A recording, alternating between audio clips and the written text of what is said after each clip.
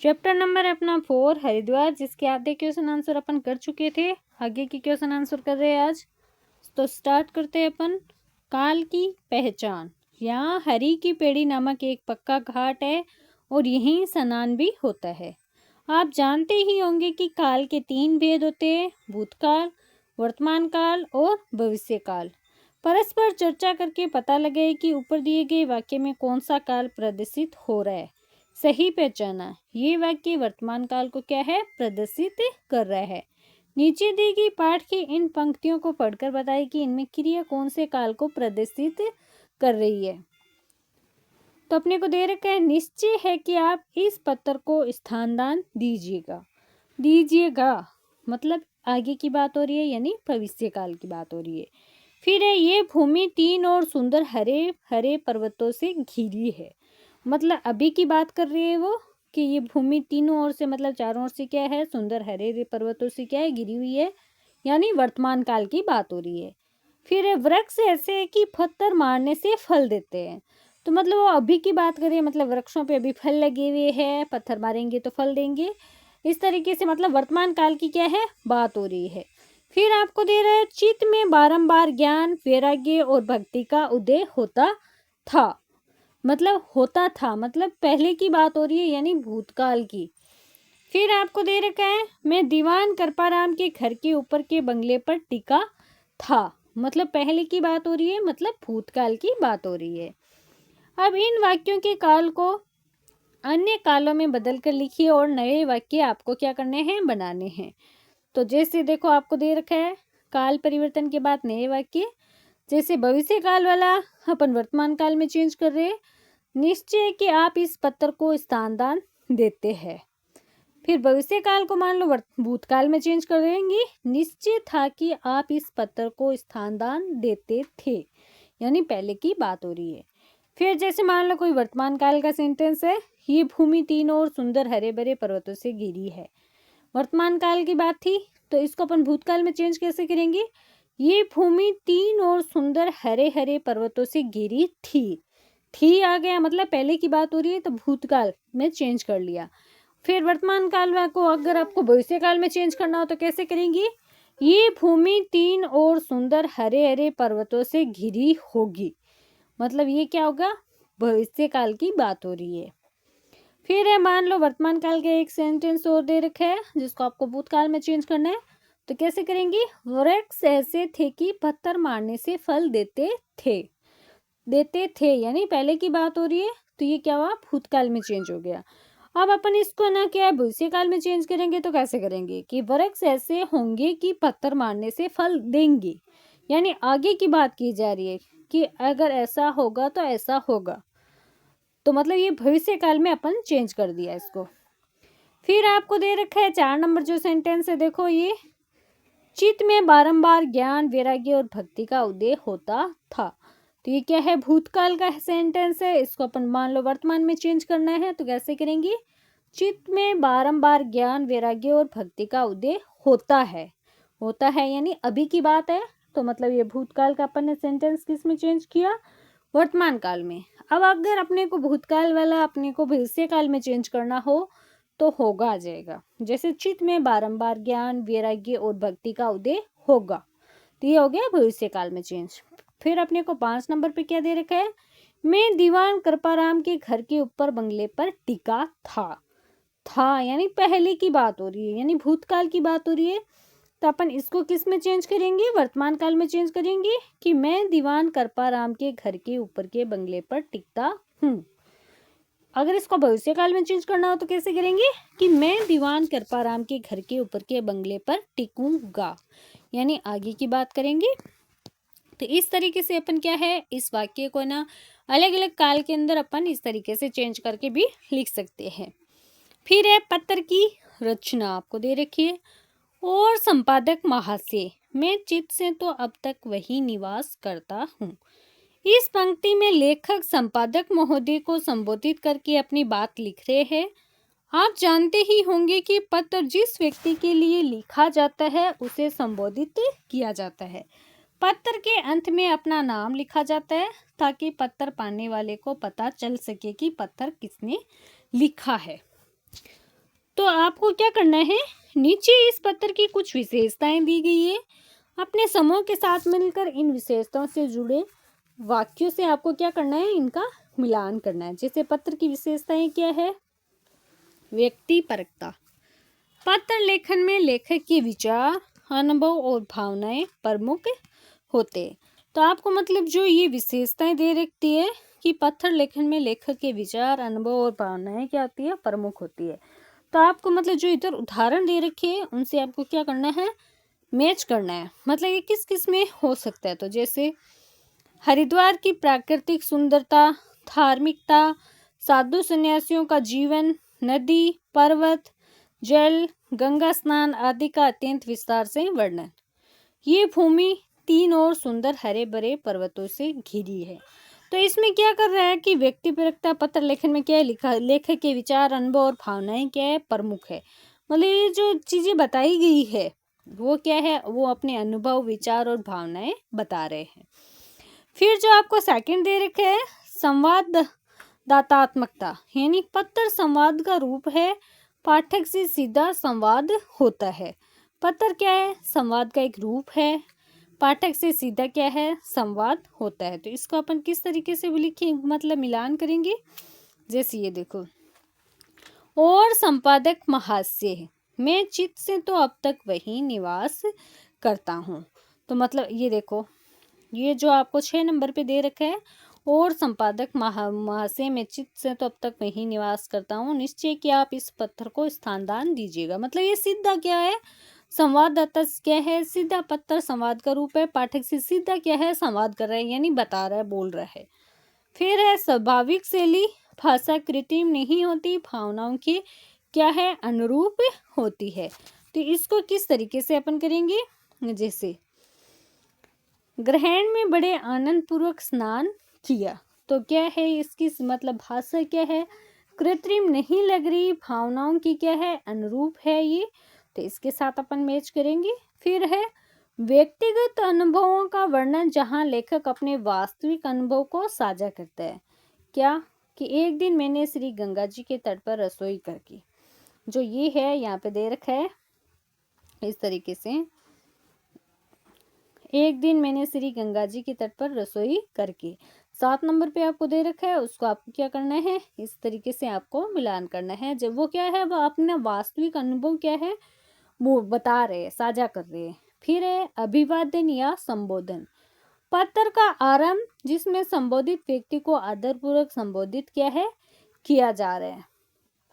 तो इसमें क्या है, आप मतलब देखो, स्टार्ट ही अपना चैप्टर इस तरीके से होता है, श्रीमान कवि वचन सुधा संपादक महामहिम मित्र वरेसु। तो मतलब वो क्या है, उनको सम्मान दे रहे हैं। जो सेकंड नंबर पे आपको पत्र के उदाहरण में दे रखा है उसके साथ में अपन क्या है, मिलान कर सकते हैं इसको।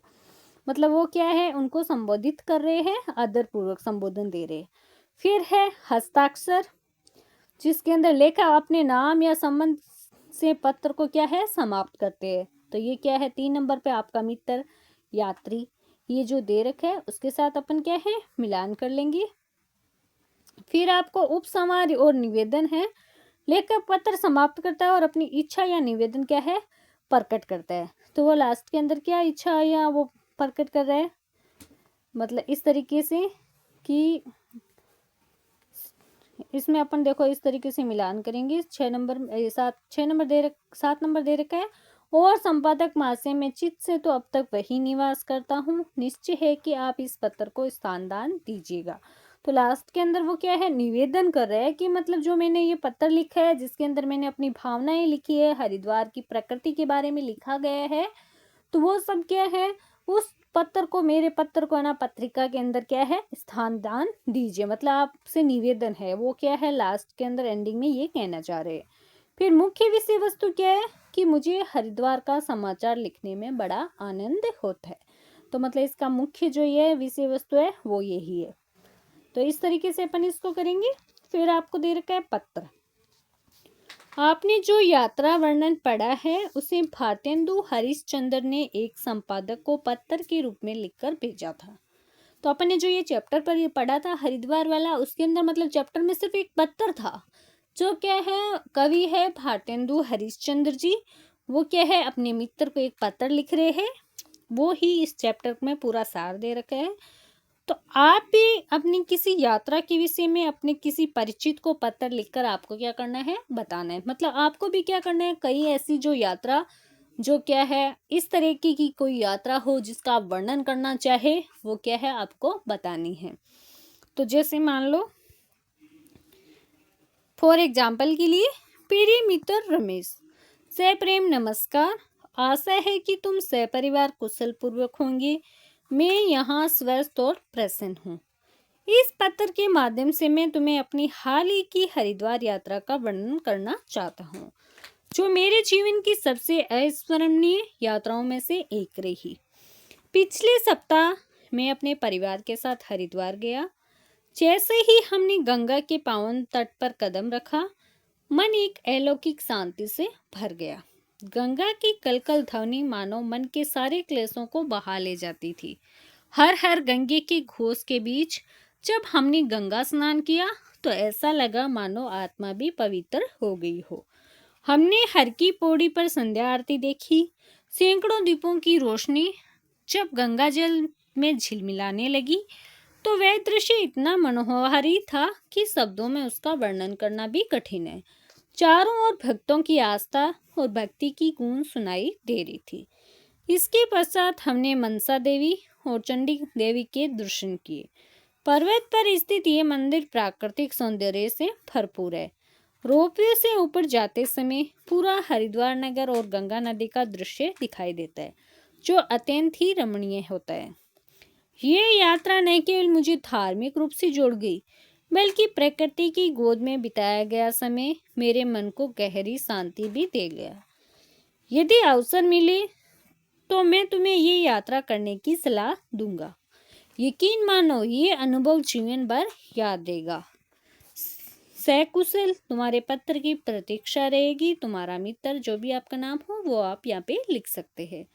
फिर नेक्स्ट आपको देर इस तरीके से आप मतलब ये पत्र इस मतलब चैप्टर के अकॉर्डिंग ही लिखा गया है। अगर आप चाहो तो कहीं और का भी यहाँ पे इस यात्रा वृत्तांत आप लिख सकते हैं। नेक्स्ट आपको दे रखा है शब्द से जुड़े शब्द। नीचे दिए गए स्थानों में हरिद्वार से जुड़े शब्द अपने मन से या पाठ से चुनकर आपको क्या करना है, लिखना है। तो मतलब हरिद्वार से रिलेटेड आपको शब्द लिखने हैं। आप अपने मन से भी लिख सकते हो, या फिर आप जो चैप्टर के अंदर जो जो शब्द आए हैं हरिद्वार से रिलेटेड, वो शब्द आपको क्या करना है, कॉलम के अंदर लिखना है। जैसे मान लो हरिद्वार में मंदिर है, तीर्थ है, भक्त है, गंगा स्नान भी होता है, गंगा घाट है, हर की पेड़ी है, आरती भी होती है शाम को। तो ये सब क्या है, गंगा यहाँ मतलब इस चैप्टर से जुड़े हुए शब्द है। बाकी अगर आप कुछ अलग से लिखना चाहो, हरिद्वार के बारे में कुछ अलग से जानते हो, तो वो शब्द भी आप यहाँ पे क्या है, लिख सकते हो। नेक्स्ट आपको दे रखा है लेखन के अनोखे तरीके। हरिद्वार पाठ में लेखक ने हरिद्वार के अपने अनुभवों को बहुत ही साहित्यिक और कल्पनाशील भाषा में प्रस्तुत किया है, जिसमें कई स्थानों पर उन्होंने तुलनात्मक वाक्यों के माध्यम से दृश्यों का वर्णन किया है। जैसे हरी भरी लताओं की तुलना सजनों से की इस प्रकार की है। पर्वतों पर अनेक प्रकार की वली हरी भरी सजनों के शुभ मनोरथों की भांति फैलकर लहला रही है। नीचे कुछ तुलनात्मक वाक्य दिए गए। पाठ में ढूंढिए कि इन तुलनात्मक वाक्यों को लेखक ने किस प्रकार विशेष तरीके से लिखा, यानी विशेषता प्रदान की। वृक्षों की तुलना साधुओं से की गई है। गंगा जल की मिठास की तुलना चीनी से की गई है। हरियाली की तुलना गलीचे से की गई है। नदी की धारा की तुलना राजा भागीरथ के यश यानी कीर्ति से की गई है। तो अपन देखेंगे कि इसको मतलब किस तरीके से तुलना की गई है। जैसे साधारण तुलना, वृक्षों की तुलना क्या है, साधुओं से की है। पाठ में लेखक द्वारा लिखा गया विशेष रूप क्या है, बड़े बड़े वृक्ष भी ऐसे खड़े हैं मानो एक पैर से खड़े तपस्या कर रहे हो। वे साधुओं की भांति धूप, ओस और वर्षा अपने ऊपर सहते। तो मतलब ये पाठ के अंदर बताया गया है। विशेषता का कारण क्या है कि वृक्षों को तपस्वी साधुओं के रूप में चित्रित कर लेखक ने प्रकृति की सहनशीलता, त्याग और मौन सेवा का भाव व्यक्त किया है। फिर क्या है, गंगा जल की मिठास की तुलना चीनी से। तो जल यहाँ का अत्यंत क्या है, शीतल है और मीठा भी ऐसा है कि मानो चीनी के जल को बर्फ में जमाया हो। तो विशेषता का क्या कारण है कि गंगा जल को ठंडा और मधुर बताकर लेखक ने उसकी पवित्रता, शुद्धता और दिव्यता का सजीव चित्र खींचा है।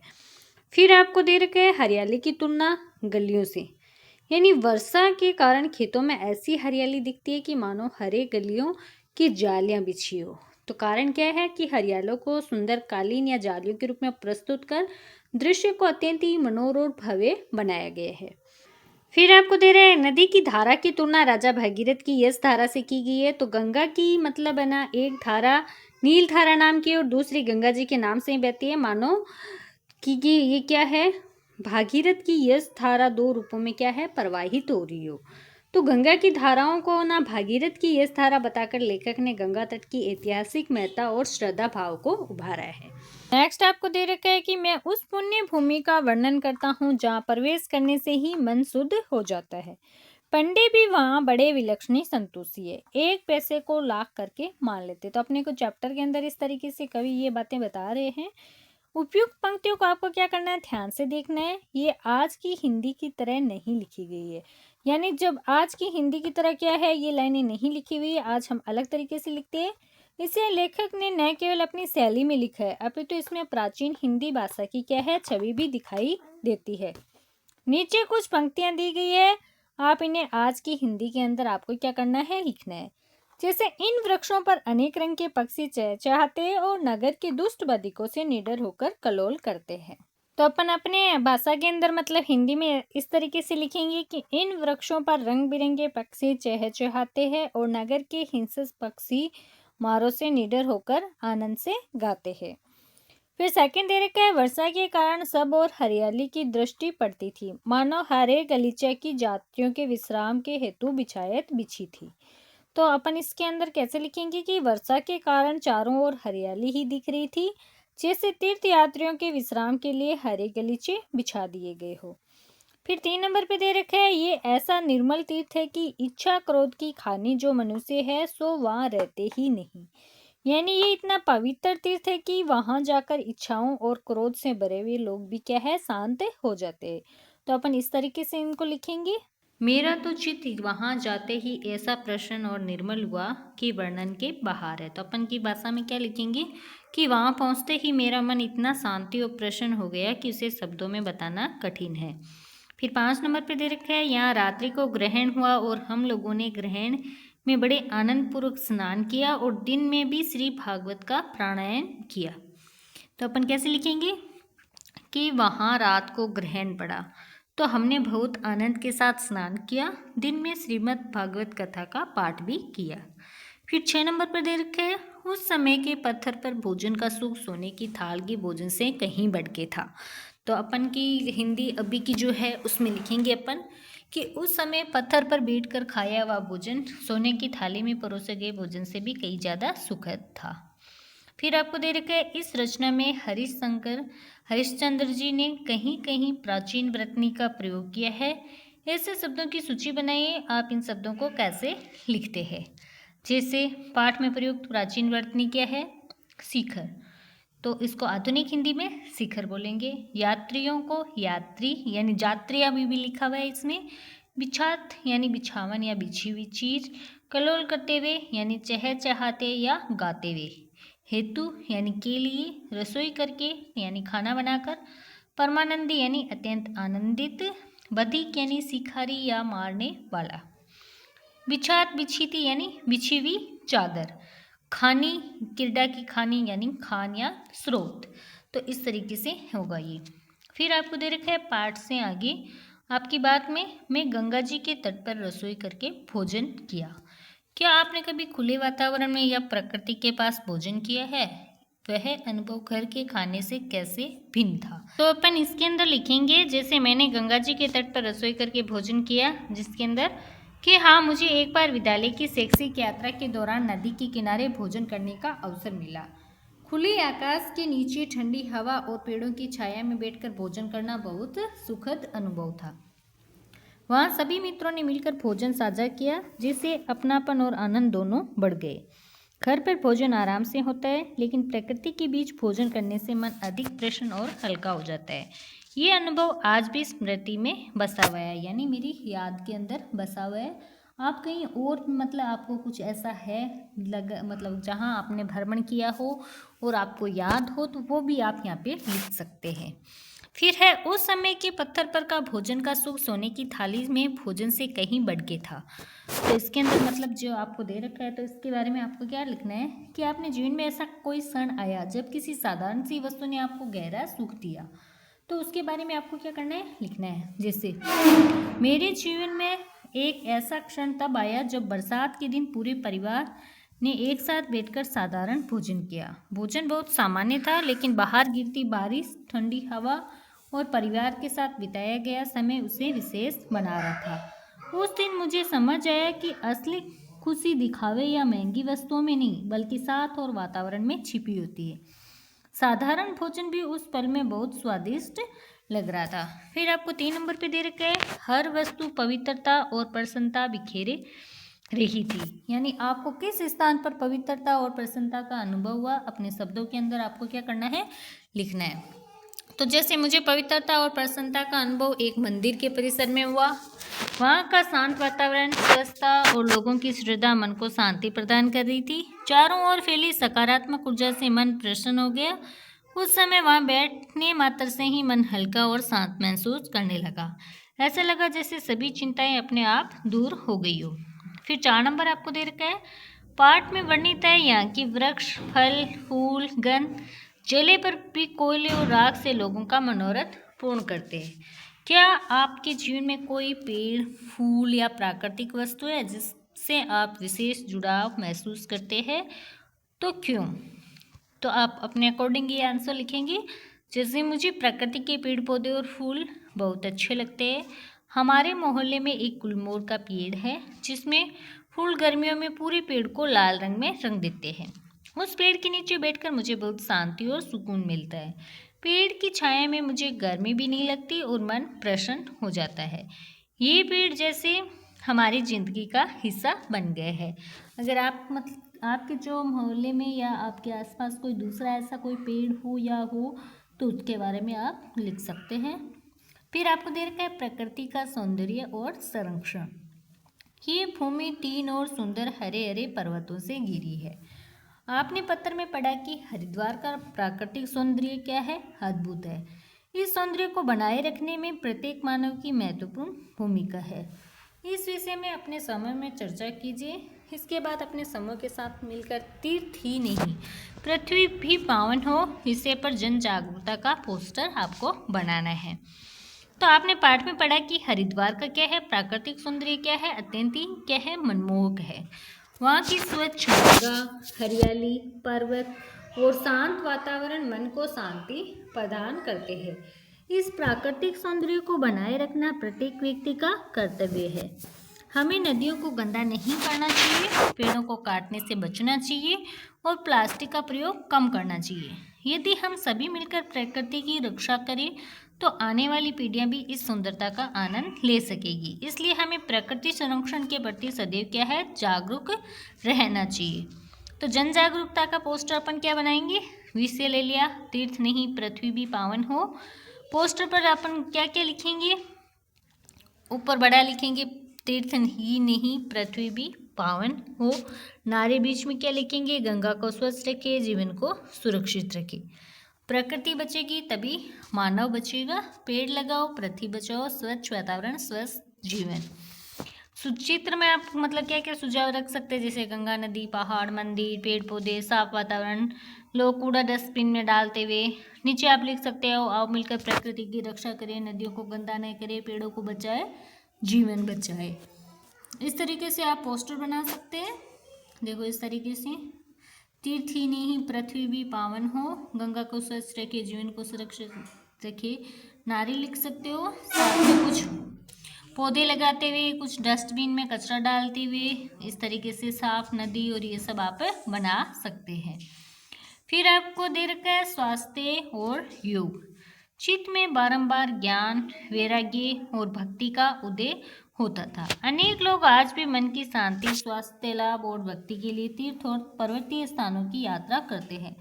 मन की शांति और स्वास्थ्य के लिए हमारे देश में हजारों वर्षों से योग भी किया जाता रहा है। तो 5 मिनट का ध्यान लगाकर या मौन बैठकर अपने आसपास की ध्वनियों को सुनिए। अपने श्वास पर ध्यान दीजिए तथा ध्यान को केंद्रित करने का प्रयास कीजिए। इस अनुभव के विषय में आपको क्या करना है, एक अनुच्छेद लिखना है। तो अपन कैसे लिखेंगे? ध्यान का अनुभव, जैसे आज हमने 5 मिनट तक आंखें बंद करके मौन बैठने का अभ्यास किया। मैंने अपने आसपास पक्षियों की चहचहाट, पत्तों की सरसराहट और हल्की हवा की आवाज़ सुनी। जब मैंने अपनी सांस पर ध्यान दिया तो मन धीरे धीरे शांत हो गया। शुरुआत में कुछ विचार आते रहे, लेकिन बाद में मन हल्का और सुकून भरा लगा। तो आप मतलब ये सुबह सुबह के टाइम में कर सकते हैं, जिसके अंदर मतलब इस तरीके से आप ना क्या है मौन बैठेंगी 5 मिनट के लिए और अपने मतलब सब कुछ भूल जाएंगे। आसपास की सिर्फ पक्षियों की चहचहाट, पत्तों की जो सरसराहट होती है, आप जैसे मान लो किसी पार्क में बैठे हो तो फिर उसकी हल्की हवा की आवाज़, ये सब क्या है आप सुन सकते हो। फिर आप धीरे धीरे आप क्या करेंगी, सांस पर ध्यान दिया तो मन क्या है धीरे धीरे शांत होने लगेगा। शुरुआत में कुछ विचार आपके दिमाग में आते रहेंगे, लेकिन बाद में क्या है आप मन को हल्का और सुकून भरा महसूस करेंगे। फिर आपको दे रखे है अंतर्राष्ट्रीय योग दिवस के उपलक्ष्य में अपने विद्यालय के कार्यक्रम को बताने के लिए एक सूचना लिखिए। सूचना पट पर लगाया जा सकता है, जिसे आपको क्या करना है सूचना पट पर लगाना है। अंतर्राष्ट्रीय योग दिवस के उपलक्ष्य में सूचना क्या लगाएंगे, विद्यालय सूचना पट मान लो, उसके ऊपर लगाएंगे अंतर्राष्ट्रीय योग दिवस लिखेंगे। फिर लिखेंगे सभी विद्यार्थियों को सूचित किया जाता है कि हमारे विद्यालय में 21 जून को अंतर्राष्ट्रीय योग दिवस मनाया जाएगा। इस अवसर पर सुबह 7 बजे विद्यालय के मैदान में योगाभ्यास कार्यक्रम होगा। सभी छात्र छात्राएं खेल की ड्रेस पहनकर योग मैट या चटाई लेकर आए। कार्यक्रम में योग आसन, प्राणायाम और ध्यान कराया जाएगा। सभी का समय पर उपस्थित होना अनिवार्य है और नीचे प्रधानाचार्य जी का हस्ताक्षर होगा। तो इस तरीके से आप मतलब जो सूचना पट है अंतर्राष्ट्रीय योग दिवस के बारे में सूचना पट पर इस तरीके से लिख सकते हैं। फिर आपको दे रखा है आगे नेक्स्ट क्वेश्चन, एक पौधा लगाइए, उसकी देखभाल कीजिए। सजन वृक्ष, तो इसके अंदर क्या है, सजन ऐसे कि पत्थर मारने से फल देते हैं। आप जानते हैं कि पेड़ पौधे हमारे जीवन के लिए क्या है अत्यंत ही आवश्यक है, किंतु हमारे ही कार्यों के कारण वे कम होते जा रहे हैं। आइए पेड़ पौधों को अपना मित्र बनाइए। फर्स्ट है एक पौधा लगाना है आपको, उसकी देखभाल करनी है ताकि वह कुछ वर्षों में क्या है बड़ा पेड़ बन सके। उसे एक नाम दीजिए और उसका आपको क्या करना है मित्र बनाना है। तो आप मतलब कोई भी ले सकते हैं, ऐसा नहीं है कि मतलब कोई बड़ा पेड़ बने वो ही जरूरी नहीं हो। आप अपने घर में जो ज़मीन है आपकी एरिया है उस अकॉर्डिंग आप लगा सकते हैं। अगर किसी का घर छोटा हो तो आप क्या है जैसे मान लो तुलसी का पौधा है वो भी लगा सकते हैं, वो भी बहुत अच्छा होता है। जैसे मैंने आज अपने घर के आंगन में एक तुलसी का पौधा लगाया, मैंने उसका नाम प्रकृति रखा है क्योंकि वह शुद्धता, हरियाली और जीवन का प्रतीक है। मैं उसे प्रतिदिन जल दूंगी और उसकी मिट्टी को समय समय पर ढीला करती रहूँगी। यानी उसको मतलब आप किसी गमले के अंदर लगा रहे हो तो आपको फिर क्या है रोज़ पानी देना है, साथ साथ में ये भी देखना है कि उसकी मिट्टी टाइट ना हो, मतलब उसको ढीला करना पड़ता है बार बार, नहीं तो उसमें पानी ठहरता नहीं है, वो खराब हो जाता है। मैं इसकी पत्तियों की सफाई का ध्यान रखूंगी, उसे सुरक्षित रखूंगी। पौधे की अच्छी वृद्धि के लिए आवश्यकता पड़ने पर खाद भी डालूंगी। मुझे पूरा विश्वास है कि कुछ टाइम बाद यानी तुलसी का पौधा तो कुछ महीनों में ही क्या है बड़ा होकर वातावरण को क्या है शुद्ध करेगा और सबको छाया मतलब सुकून भरा देगा। छाया तो बहुत ज़्यादा नहीं दे पाता क्योंकि तुलसी का पौधा छोटा होता है। तो आप इसमें इस तरीके से लिख सकते हैं। अगर इसकी जगह आपके पास मतलब जगह काफ़ी है तो आप जिसे क्या है नीम का लगा सकते हो। नीम का पौधा बहुत बड़ा होता है, धीरे धीरे वो कुछ सालों में बहुत बड़ा हो जाता है। फिर शीशम का भी आप लगा सकते हो, वो भी काफ़ी अच्छा होता है। तो वो क्या है कुछ सालों में बहुत बड़े बड़े होते हैं, वो छाया भी देते हैं, साथ में उसकी लकड़ी पत्तियाँ वो सब भी क्या है काम आती है। फिर है उसके बारे में अपनी दैनिक में नियमित रूप से आपको क्या लिखनी है, मतलब आपको डायरी के अंदर लिखना है कि आपने किस तरीके से क्या काम किया।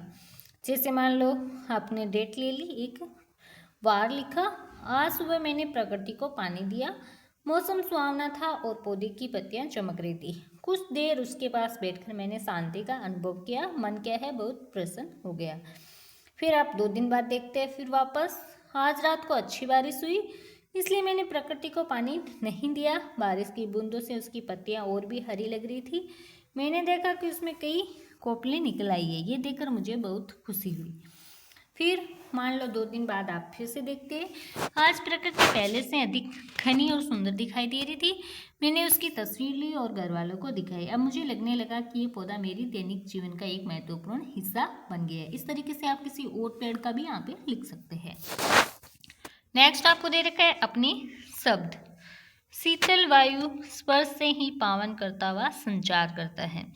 आइए एक रोचक गतिविधि करते हैं। शीतल शब्द को केंद्र में रखिए और उसके चारों ओर से ये 4 बातें आपको क्या करनी है, लिखने। जैसे आपको यहाँ पे दे रखा है, बीच में शीतल, उसका अर्थ बताना है, समानार्थी शब्द बताना है, विपरीतार्थ शब्द बताना है और वाक्य में प्रयोग करके भी बताना है।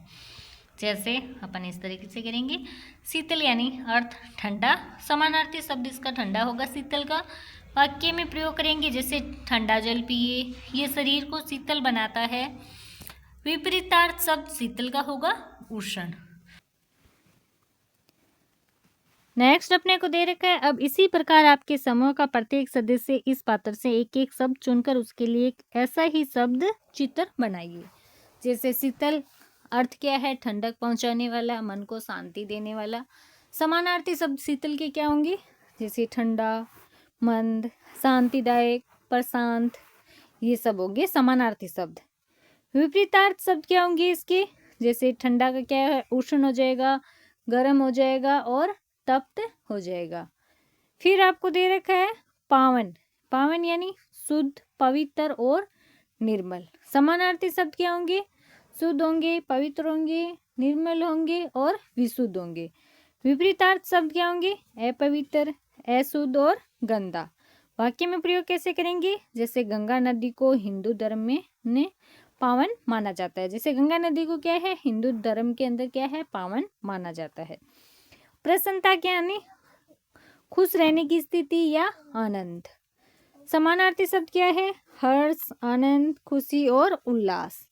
विपरीतार्थ शब्द इनकी क्या होगी, खुशी का दुख हो जाएगा, उदासी हो जाएगा, खिन्नता हो जाएगा। वाक्य में कैसे प्रयोग करेंगे अपन, परीक्षा में अच्छे अंक पाकर मुझे प्रसन्नता हुई। फिर है संतोष यानी संतुष्ट होने की भावना।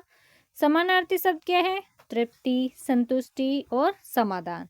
विपरीतार्थ शब्द क्या होंगे, असंतोष हो जाएगा, लालच हो जाएगा और अधीरता हो जाएगा। वाक्य में प्रयोग कैसे करेंगे, संतोष सबसे बड़ा धन है। फिर नेक्स्ट आपको दे रखा है यात्रा के वे की गणना। जैसे इस पत्र में आपने हरिद्वार की एक यात्रा का वर्णन पढ़ा है। मान लीजिए कि आपको अपने मित्रों या अभिभावकों के साथ अपनी रुचि के किसी स्थान की यात्रा करनी है। उस स्थान को ध्यान में रखते हुए निम्नलिखित प्रश्नों के आपको क्या करने हैं, आंसर देने हैं। मान लीजिए कि एक यात्रा में आपको 1000 रुपये दिए गए हैं। यात्रा, खाना आदि सब मिलाकर एक व्यय पर आपको क्या करना है, विवरण बनाना है। तो मान लो आपको क्या करना है, मतलब आप कहीं पे भी क्या है, किसी टूर पे जा रहे हैं, आपको सिर्फ आपके घर वालों ने 1000 रुपये दिए हैं। फिर आपको उन 1000 रुपयों का क्या करना है, पूरा विवरण देना है। मतलब आपने कैसे क्या खर्च किए वो सब क्या करना है, आपको बताना है। जैसे आने जाने का मान लो किराया आपने 300 दिया, खाने पे आपने 200 रुपये वैसे लगा दिए, पानी व नाश्ता 100 रुपये का, प्रवेश शुल्क आपका 150 रुपये रखा गया है। मान लो फिर आपने वहाँ से कोई स्मृति चिन्ह लिया, वहाँ की जगह का कुछ लिया, वो 150 रुपये का था। और कुछ और मान लो आपातकालीन खर्च जैसे दवाई या सर दर्द होने लगे या पेट दर्द होने लगे या कुछ और, तो आपने वो 100 रुपये खर्च कर दिए। तो इस तरीके से आपके 1000 रुपये पूरे हो गए। तो इस तरीके से अपन अब उसका 1000 रुपये का अपन क्या है, विवरण देंगे। फिर आपको दे रखा है, मान लीजिए कि आप इस यात्रा में एक छोटी वस्तु यानी स्मृति चिन्ह खरीदना चाहते हैं। आप क्या खरीदेंगे और क्यों। जैसे मान लो आप ये सब की अपनी अपनी पसंद का आप बता सकते हो। जैसे मैं इस यात्रा में हस्त निर्मित यानी हाथ से बना हुआ मिट्टी का छोटा शोपीस खरीदूंगी। कारण क्या है, ये यात्रा की यादों को लंबे समय तक संजो कर रखने में सहायक होगा। ये स्थानीय कारीगरों की कला और संस्कृति का क्या है, प्रतीक होगा। इसकी कीमत लगभग 150 या 200 होगी, जो क्या है मेरे बजट में आसानी से आ जाएगी। फिर है, इसे घर में सजावट के लिए रखा जा सकता है और परिवार के सदस्यों को भी दिखाया जा सकता है। तो इस तरीके से अपन लिखेंगे। फिर यात्रा सबके लिए। कल्पना कीजिए कि कुछ मित्रों का समूह एक यात्रा पर जा रहा है। आप एक मार्गदर्शक या टूरिस्ट गाइड है। आप इन सब की यात्रा को सुविधाजनक बनाने के लिए किन किन बातों का ध्यान रखेंगे। उपयुक्त चित्र में सबकी अलग अलग आवश्यकता हो सकती है। इन्हें ध्यान से रखते हुए सोचिए कि वहाँ पहुँचने, घूमने, भोजन आदि में आप कैसे सहायता करेंगे। जैसे मान लो यहाँ पे देखो, कुछ क्या है, बुजुर्ग है, कुछ क्या है, जवान है, कुछ बच्चे हैं, कुछ एक क्या है, अपाहिज भी है जो चल नहीं सकते। ये सब दे रखे एक साथ में। यहाँ पे देखो आप लकड़ी लिए हुए है, वो क्या है, अंधे है। और कुछ क्या है, हो सकता है बहरे भी हो। तो उनकी आप कैसे मदद करेंगे। जैसे मान लो आपको दे रखा है, आपने मित्र के साथ बिना बोले संवाद कीजिए संकेतों में। अब सोचिए कि यात्रा में श्रवण बाधित व्यक्ति के लिए क्या क्या आवश्यकता होगा। जैसे मान लो यात्रा को सुविधाजनक बनाने के लिए ध्यान रखने योग्य बातें क्या क्या होगी कि यात्रा से पहले की तैयारी करनी है अपने को। जैसे टिकट ली है, पहचान पत्र सबका, जरूरी कागजों की जांच करना, ये सब लेंगी। परिवहन व्यवस्था, जैसे आप किस से जा रहे हो, जैसे बस से जा रहे हो या ट्रेन से जा रहे हो, वाहन समय पर तैयार रखना और सभी की बैठने की व्यवस्था सुनिश्चित करना है आपको। फिर विशेष आवश्यकताओं का ध्यान देना है, जैसे वृद्ध, छोटे बच्चे, महिलाएं और विकलांग व्यक्तियों के लिए अलग से आपको क्या करनी होगी, सुविधाएं देनी होगी। जैसे व्हील चेयर, अतिरिक्त पानी आदि की व्यवस्था करनी है। जैसे आपको भोजन की व्यवस्था करनी, समय पर स्वच्छ और पौष्टिक भोजन एवं पीने का साफ पानी उपलब्ध कराना होगा। यात्रा मार्ग की आपको जानकारी होनी चाहिए कि आप कहाँ जा रहे हो, कौन सा रास्ता है, ये सब भी आपको पता होना चाहिए। यानी घूमने वाले स्थानों का संक्षिप्त परिचय देना ताकि लोग समझकर उसका आनंद ले सके। आपातकालीन सहायता भी आपके पास होनी चाहिए। प्राथमिक उपचार पेटी और आपातकालीन संपर्क नंबर का साथ में रखना जरूरी है।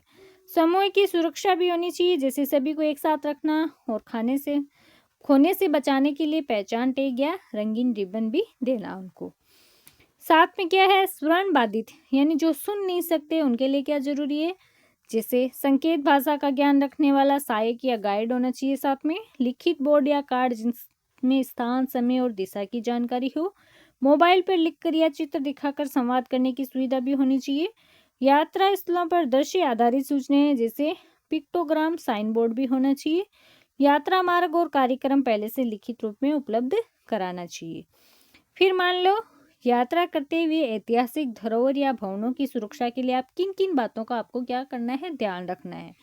तो अपन क्या क्या ध्यान रखेंगे, जैसे धरोहर की दीवारों, मूर्तियों या चित्रों को नहीं छूना चाहिए।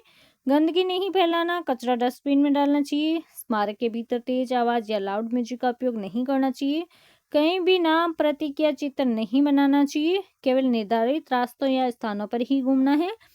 आग, धूम्रपान या किसी भी तरह के हानिकारक रसायन का प्रयोग नहीं करना चाहिए। स्थानीय नियमों और गाइड के निर्देशों का पालन करना चाहिए। फिर आपको दे रखा है आज की पहेली, जिसमें है पाठ में शब्द खोजना है और नीचे दिए गए रिक्त स्थानों में आपको लिखना है। जैसे आपको पाठ के अंदर ही बताया गया है, उनमें से ही आपको ढूंढना है।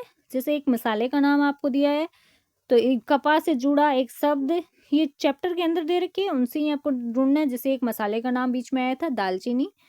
कपास से जुड़ा शब्द था गलीचा। जहाँ स्नान होता है वो है हर की पेड़ी। वृक्ष के किसी अंग का नाम, जैसे जड़। एक नगर या तीर्थ का नाम, जैसे हरिद्वार। व्यापार से जुड़ा स्थान है ज्वालापुर। एक नदी का नाम है गंगा। एक पर्वत का नाम है विल्भ पर्वत। एक धार्मिक ग्रंथ का नाम है श्रीमद् भागवत। ये सब क्या मतलब आपके चैप्टर के अंदर ही आए हुए, जैसे अपन ने पहली सॉल्व की है। फिर झरोके के अंदर आपको हरिद्वार के मार्ग के बारे में बताया गया है, उसको आपको पढ़ना है। फिर आपको खोजबीन के लिए, जैसे भारतेंदु हरिश्चंद्र का एक प्रसिद्ध नाटक है अंधेरी नगरी, जिसको आपको लाइब्रेरी या इंटरनेट के माध्यम से ढूंढ के क्या करना है, पढ़ना है और अपने सहपाठियों के साथ में चर्चा करनी है। तो ये था आज का अपना चैप्टर और अगला चैप्टर करेंगे अपन अगले पार्ट में। Thank you.